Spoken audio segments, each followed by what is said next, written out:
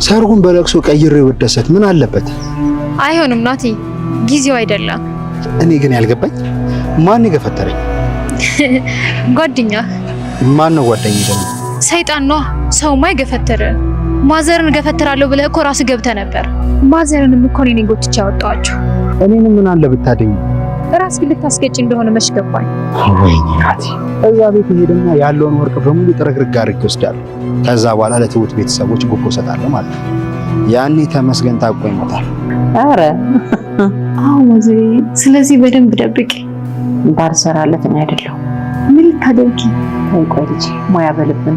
ባይሆን ደውዬ ምን እንዳደረኩ እነግርሻለሁ። ደስታዬን ከሆነ የምትፈልገው እኔ ይቅር ካልኩት አንተ ይቅር ማለት ለምን ከበደ? ቆይ ትሁቴ፣ በአንቺ ምክንያት ስንት ነገር እየሆነ ነው። አቦ አሁንም እየተረዳኸኝ አይደለም። ከ6 ዓመት በላይ ብዙ ስቃይ አይቻለሁ። አሁን ደግሞ ደስ ሊለኝ ሲል አንተ እንድትመርቀኝ ነበር እዚህ ድረስ የመጣው። ግን ደግሞ አበቃ ያልኩት መከራ ባንተ ጀመረ። ትሁት፣ ላለመራረስ ልብህን አትዝጋ። ግን ደግሞ አንተ ጨክነህ ካደረግብኝ እኔም ጨክኜ እርቃለሁ። ልቤ ግን ለምን እንደዚህ እንደራራልህ እኔ አላውቅም። ትሁቴ፣ በጸሎት ነው። ፈጣሪም በደንብ ለምኜዋለሁ ልብሽ እንዲያራራልኝ። ደግሞ ለአመታት ተቀጥቻለሁ። ደግሞ የልጅ አባት እኮ ነህ። ከዚህ በላይ መሄድ አልቻልኩም። አሁን ታስበው ግን አባት የሚለቃችሁ መስላችኋል? በዚህ እድሜ አባት መሆን ሲገባ አባት እያልክ እየፎከርክ ነው። አሁን የምትመካበት ስለሌለህ ነው አይደለ?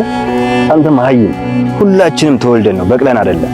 ስለዚህ ደግሞ ሁሉም ሰው ቤተሰብ አለ። ቤተሰብ ቢኖርህማ ጠልፍ ከሀገራት ወጣ ነበር።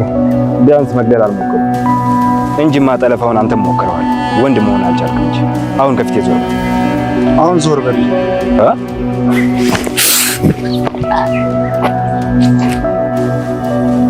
ትሁቴ እኮ ሸፈተች።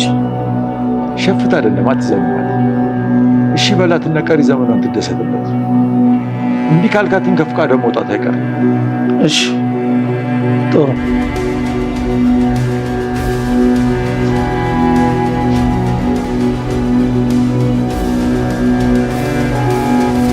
በእርግጥ ናቲ የትሁት አባት ጋር ሽማግሌ ለመላክ እንደሚመጣ የሚጠበቅ ቢሆንም ግን ደግሞ ለትሁት አባት እንደ እጅ መንሻ መስጠት የፈለገው ከአባዬ ሚስት ስር ወርቆችን ሰርቆ ነውና የአባዬ ሚስት ደግሞ ቀደም ብላ ከቲና ጋር ስታወራ በነበረበት ሰዓት ቲና ይሄንን ነገር ስትነግራት የማደርገውን ነገር እኔ ነኝ የማውቀው ብላለችና ምናልባት ናቲን አሁን ላይ ጉድ አድርጋው ሊሆን ይችላል ማለት ነው።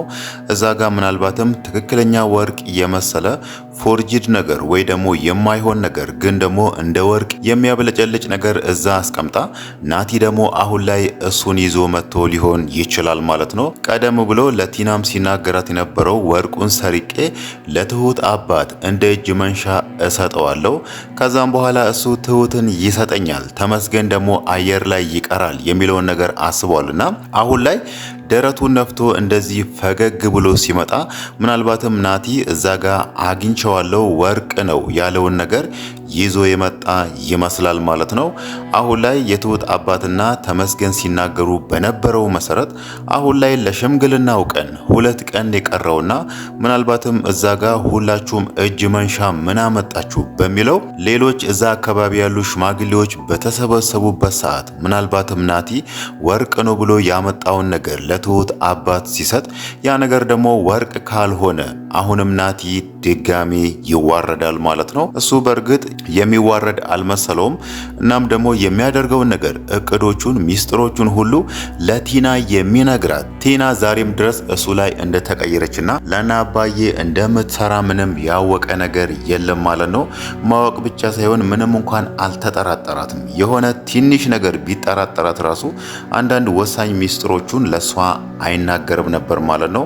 ሌላው ነገር ደግሞ ዛሬ ላይ ራሱ እሷ ገፍትራው ነው መኪና ስር የገባውና ያንን ሁሉ ነገር ቢያቅ ኖሮ ምናልባትም ቲናን ለመጉዳት ይሮጣል እንጂ ሌላኛውን ወሳኙን ሚስጥሩን ለሷ አይናገርም ማለት ነው። ናቲ አሁን ላይ በጣም መስመሩን አልፏል የምንል አይነት ደረጃ ላይ ነው ያለው ማለት ነው። የአባዬ ሚስት እሱን ምን አድርጋው እንደሆነ ባይታወቅም አውቆ መንገድ እንደሚሻገሩ አስመስሎ ነው እሷን ገፍትሮ መኪና ስር ለማስገባትና ህይወቷን ለመንጠቅ ያሰበው ማለት ነው። እዚህ ጋር ደግሞ አባዬም የአባዬ ሚስትም እሱን ምን እንዳደረገች ምንም የሚታወቅ ነገር የለም። ባለፈው እነሱ ቤቱን እንዲሸጡ ሲያሴር ነበር። ያሴራው ተጋለጠበት እንጂ ሁለቱም እዚህ ጋር ናቲን የበደሉት በደል የለም ወይ ደግሞ ናቲ ላይ የሰሩት ክፋት የለም። እሱ ደግሞ አሁንም ድረስ እነሱን መበቀል እነሱ ላይ ተንኮልና ክፋት ማሰብ የሚለውን ነገር ቀጥሎበታል። ዛሬ ላይ የአባዬን ሚስት መግደል የፈለገው አሁን ደግሞ ያ ነገር አለሳካ ሲል የሷን ወርቆች መስረቅ የፈለገው ያ ማለት ናቲ አሁንም በዚህ ክፋቱ የሚቀጥል ከሆነ ይዋረዳል። እናም ደግሞ ዛሬ ላይም የመኪና አደጋ ደርሶበታልና ምናልባትም ከዚህ የባሰ ለህይወቱ አስጊ የሆነ ነገር ሊፈጠርበትም ይችላል ማለት ነው። እሱ አሁን ላይ ተረጋግቶ ከነሱ ህይወት ወጥቶ ከእናቱ ጋር ሰላማዊ ህይወት ቢኖር ይሻላል እንጂ በዚሁ ክፋቴ እቀጥላለሁ፣ እንደዚህ አደርጋቸዋለሁ፣ አጠፋቸዋለሁ የሚለውን ነገር የሚያስብ ከሆነ ምናልባትም እንደ አባቱ እንደገዛኸኝ መጨረሻው እስር ቤት ሊሆን ይችላል ማለት ነው። ሌላው ነገር ደግሞ ስለ ደጀኔ ነው። ደጀኔ ባለፈው ተመስገንን ለማጥቃት ወይ ደግሞ እሱ ላይ ለመተኮስ አስቦ የደረሰበትን ነገር አይተናል። አሁንም ደግሞ እልህ ውስጥ ነው ያለውና ምናልባት ደጀኔ ከዚህም በኋላም እሱም ሌላ ክፋት ሊያስብ ይችላል ማለት ነው። በተለይ አሁን ላይ የትሁት አባት ትሁትን ለተመስገን ሰጥቻለሁ የሚለውን ነገር ከተናገረና ፍቃዱን ለተመስገን ከሰጠ እዛ ጋር ደጀኔ አርፎ የሚቀመጥ አይነት ሰው አይደለም ማለት ነው። ከአሁኑ የደጀኔ አባትም ደውሎ የትሁት አባት ላይ እየፎከረ ነው። እናም ደግሞ ዛሬ ራሱ ደጀኔ ትሁትና ተመስገን አብሮ የሚዝናኑበት ጊዜያቸውን የሚያሳልፉበት ቦታ መጥቶ እነሱ ላይ ሲፎክር ነበርና ምናልባትም ከዚህም በኋላም ደጀኔ ባለፈው ሞክሮ በአባዬ የከሸፈውን ተንኮሉን ሊደግም ይችላል ብለን እናስባለን ማለት ነው።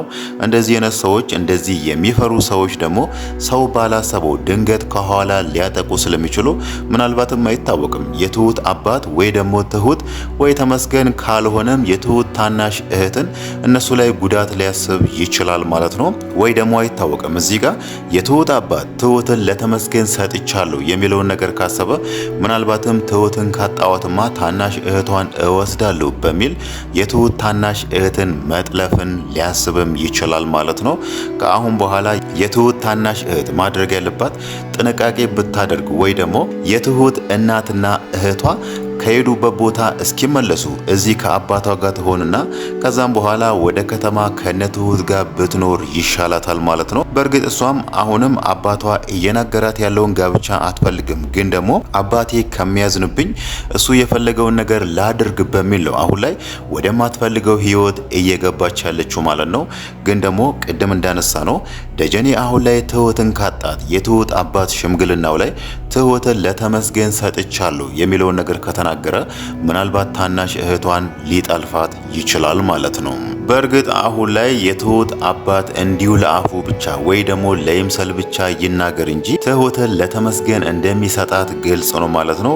ትሁትም እዛ ጋር የራሷን ፍላጎት ነግረዋለች። ከዚህም በፊት ብዙ ዓመታትን ስሰቃይ ከርም ያለው ከዚህም በኋላ ደግሞ ህይወቴን ደስተኛ ሆኜ ልኑር የምወደውን የማፈቅረውን የልጄ አባት የሆነውን ተመስገንን ማግባት እፈልጋለሁ ብላለችና የትሁት አባት እዚህ ጋር ምንም እንኳን እንደ አባት ለልጁ የተሻለ ነገር ቢመኝላትም ግን ደግሞ በሁለቱ መካከል ልጅ አለና እናም ትሁትም ማግባት የምትፈልገው የልጇን አባት ነው።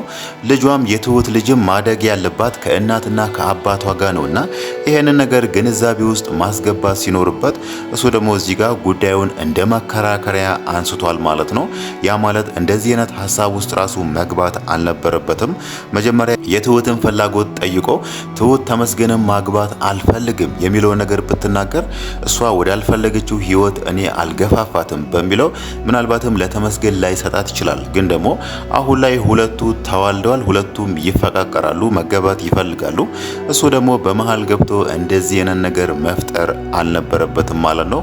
ቢሆንም ግን አሁን ላይ ውሳኔውን ለኔ ተውልኝ የሚለውን ነገር ቢናገርም እንደ አባት ቆፍጠን ለማለት ወይ ደግሞ ቶሎ እጁን ላለመስጠት ነው እንጂ ሽምግልና ላይ ትሁትን ለተመስገን እንደሚሰጣት እሙን ነው ማለት ነው።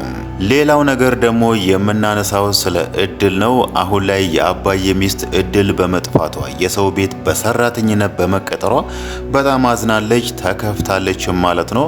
በእርግጥ ትሁት ባለፈው ደላላው ያ ቤት አይሆንሽም፣ ከዚህም በፊት ሰራተኞች ሲገቡ ረጅሙ ቆዩ ከተባሉ 1 ሳምንት ብቻ ነው፣ በተለይ የሴትየዋ ልጅ መጥፎ ልጅ ናት የሚለውን ነገር ቢነግራትም አሁን ካለውበት ስቃይ አይበልጥም በሚለው ነው እዛ ደላላው አይሆንሽም ያላት ቤት የገባችው ማለት ነው።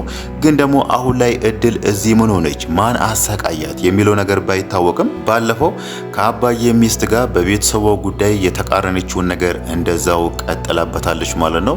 ግን ደግሞ የአባዬ ሚስት እዛ ጋር ያኔ የእድል አክስት እንደመጣች እድልን አሳልፋ ለሷ ብትሰጣት ኖሮ ምናልባትም እድል አሁን ላይ በህይወት ላትኖር ትችላለች ማለት ነው። ያኔ የእድል አክስት ስትመጣ የንብረት ጥያቄ እንዳለባት የአባዬ ሚስት ስታነሳ ነበር ማለት ነው።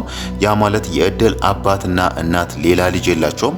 ምናልባትም እነሱ ከሞቱ ህይወታቸው ካለፈ ወይ ደግሞ በሌላ ምክንያት እነሱ ሌላ ቦታ ከሄዱ እሷ የነሱ ንብረት መውሰድ ስለምትፈልግ እዚህ ጋር ደግሞ ብቸኛ ልጃቸው እድል እንድትገኝ አትፈልግምና ለዛ ደግሞ ምናልባትም እድል ወደ ሌላ ሀገር ወስዳ ለሰው ትሰጣለች ወይ ደግሞ ህይወቷንም ልታጠፋ ትችላለች። ያኔ የአባዬ ሚስት ስትናገር የነበረው የእድል አክስት ምን ያህል ክፉ ሴት እንደሆነች ነውና እዚህ ጋር ደግሞ እድል ይሄንን ነገር መረዳት ነበረባት ማለት ነው።